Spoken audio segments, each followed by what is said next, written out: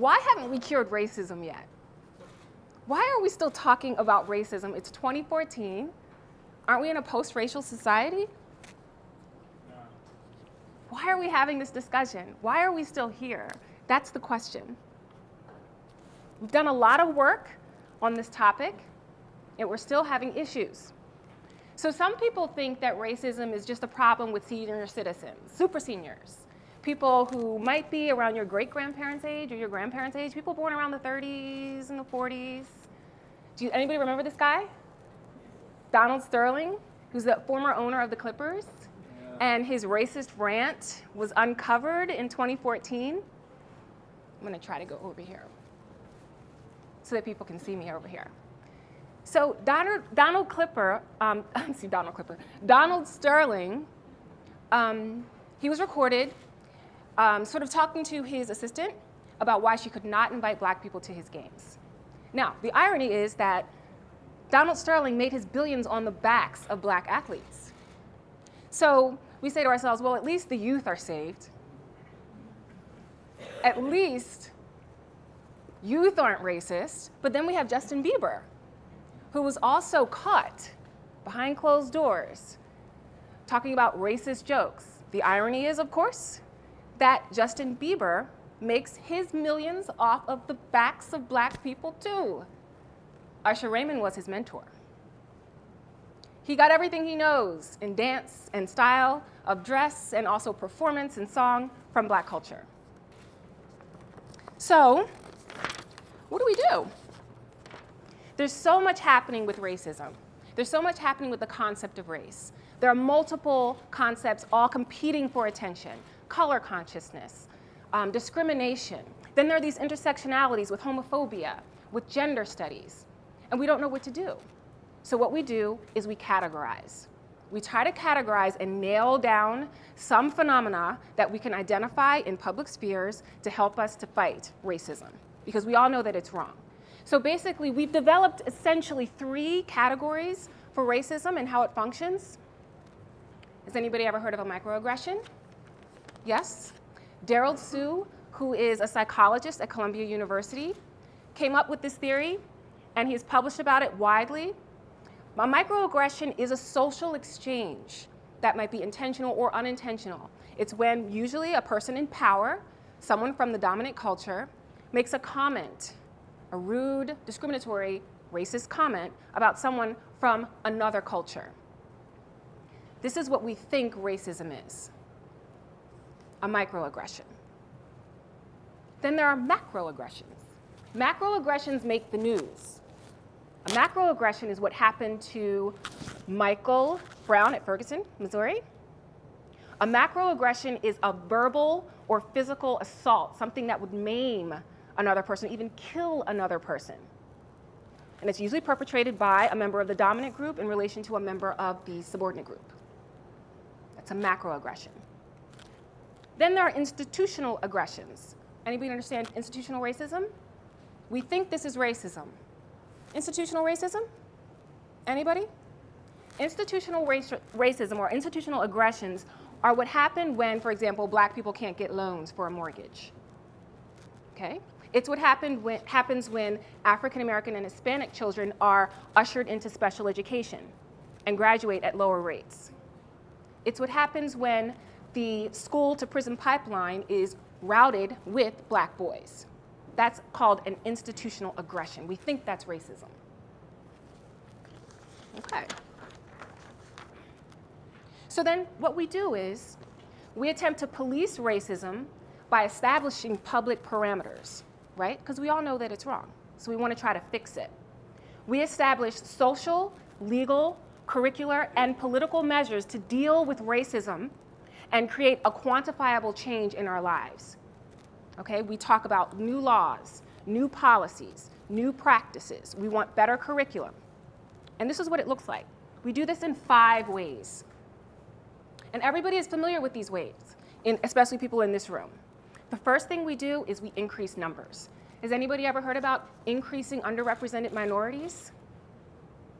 Right? Affirmative action? We're trying to police.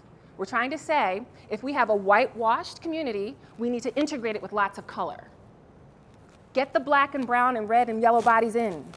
Increase numbers. The second thing we usually do is we integrate spaces. So after we increase the numbers, we try to make sure that everyone has a proximity to one another. We don't want anybody, like all the black kids sitting together in the cafeteria, right? We want everyone sort of like integrated with one another, talking to one another, sharing the same classes, a part of the same clubs and networks. We think these things will cure racism. The next thing we do, step 3, is we increase historical knowledge. That's what happens through curriculum. From K through 12, we mandate Black History Month, right? We take a look at American Indians and what they went through. We teach our children about the history of racist practices. We want to increase knowledge. We develop social policies and legal structures that benefit others so that people have access to vote and are not disenfranchised based on their race or their color. The fourth thing we do and we encourage is engagements with popular culture, right? We have the Cosby Show from the 80s. We want to feature and show what Black people look like so that the dominant culture can learn and understand and feel comfortable. We have an explosion of reality TV that gives us an inside view of Black people's lives or Asian people's lives or Hispanic people's lives so that we can all see what they look like. And if we're very, very well versed in popular culture, we feel like it's a good signifier that racism is passing over. Racism is leaving our presence, finally. The fifth thing that we do is we promote niceness and decorum among ourselves and with our children. We believe that if we train future generations to be very polite and not use racist words or say mean things, we will eliminate and cure racism. Does it work? That's my question. It works a little bit. We got the Civil Rights Act from 1964. It gave African Americans and other disenfranchised people the right to vote, the right to access public spaces. It started to disassemble Jim Crow. This was a big benefit. This was a help. It also gave us this guy, right? All of the ways that we try to police the public consciousness gave us Barack Obama. We couldn't have gotten to this point where we elected an interracial president without some of the measures that I just talked about, those 5 ways we police racism. It also gave us this woman. Because of that 4th measure, with the access to popular culture, we're able to see Black people and other people of color on television and actually want to learn from them and actually want to engage with them. So we believe that we're doing well. We believe that we're doing okay. We also do this. We celebrate Black History Month, Hispanic Heritage Month, Asian American Pacific Islander Heritage Month, Native American Heritage Month. We do all these celebrations. This is basically a performance of step 5, right? And also step 3, increasing curricular and social knowledge. And we believe that all of these measures will cure racism and get us to here. Can everyone see that? It says post-racial America. Are we there? Are we? We're in a post-racial society? Of course we aren't.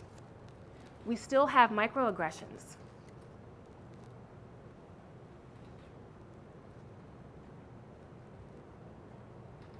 This one's a great one. So every year, just about every year, I braid my hair. I get my hair in cornrows and I adorn my hair with beads. They're musical and rhythmic. They make noise, they're sparkly. I love them. They're fabulous. These are some of my students here and they can attest to the fact that my beads are fantastic. Okay, it never fails. When I come into State College, if I happen to come in during the summer with my hair braided, if I'm in Target or if I'm in Wegmans, a white woman will come up to me and touch my hair. That is a microaggression. Without permission or without invitation. We'll talk about why that's a microaggression in a minute. These are other examples. Then, of course, we have macro. We have macroaggressions. Again, these are the ones that make the news, and we know all about them. Does anyone remember Eric Garner? Eric Garner was an unarmed African-American man who, by all accounts, was a very sort of benign citizen who was murdered by police in Staten Island. He was put in a chokehold and he was choked to death in public. Then we have Tarika Wilson. She's lesser known. For the record, black women and brown women who are killed because of macroaggressions don't make the news, not as much. Tarika Wilson was killed in 2008. She was an unarmed mother of 5. She was shot by police during a botched home invasion. She was holding her 14-month-old baby. They shot her anyway. And of course, we know Michael Brown. We know what happened to him. Then we have institutional aggressions that still exist. These are just some of the facts that a lot of us intuitively sort of know, and some of us know really, really well because of research and maybe because of experience. These are the facts that talk about how African American and other people of color are disproportionately represented in special education, disproportionately represented in the prison industrial complex, disproportionately represented as a part of the murder of militarized police forces, and disproportionately low income in relationship to our presence in terms of the population in the United States of America. So why hasn't our effort worked? Why do we still have microaggressions? Why do we still have macroaggressions? Why do we still have these institutional aggressions? We've done a lot of hard work. Why are we still stuck here? This is why. We are treating racism as if it is a socio-cultural or a socio-political disease, but it isn't. We're wrong. That's not what it is. All of these aggressions are actually symptoms of the presence of racism. They're not, in fact, racism. All of these aggressions tell us that racism is actually happening, that it is here. This is what racism really is. Racism is not a sociocultural or a sociopolitical disease. Racism is an ontological disease. It's an ontological disease. Ontology is the study of being and of existence. When one is racist, one actually has a cancerous belief system that an individual's very person, their being, is inherently and chronically inferior, insignificant, and therefore objectionable, dismissible, dispensable, and unworthy of serious, sustainable regard, resources, or respect. That's what racism really is. Racism is a cancer of the soul. Racism could not exist if this belief did not exist. All of the microaggressions and the macroaggressions and the institutional aggressions that plague our society and that warp our public experience could not be possible if the human beings who write the laws and the policies and develop the curriculum were not as diseased as we actually are in our souls. So, this is what we have to remember. Racism manifests microaggressions, macroaggressions, and institutional aggressions. The presence of these things, of racism, makes these aggressions not only possible, the presence of racism in the human soul makes these aggressions inevitable. If one bears the presence of racism in his or her soul, we will never fully cure racism.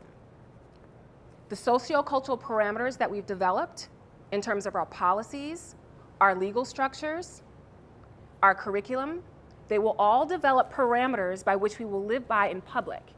But if our souls are not healed privately and personally, we will never come to full cure. You know who told us this?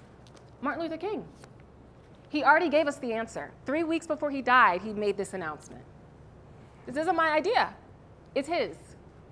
He actually said, racism is an ontological affirmation. It is the notion that the very being of a people is inferior. And to cure racism, we must create a beloved community that requires qualitative change in our souls as well as those quantitative measures that I just reviewed, those 5 measures. We have to do it all. We have to create a public and a private infrastructure that will allow us and enable us to live lives that are fully free for every human citizen. So what does this actually mean? To cure racism as an ontological disease, not as a sociocultural one or a sociopolitical one, which is what we're very good at. To cure it as an ontological disease, we have to do some healing in a private and personal manner. This means that we need to heal deleterious thoughts and attitudes across the lifespan. Research shows that most people start to become introduced to the disease right around the age of 4 or 5, right about the age of the entry to school. That is, if they haven't been raised in an ostensibly racist home. We need to also address implicit bias. Implicit bias is the thing that a lot of police officers suffer with and struggle with, quite honestly.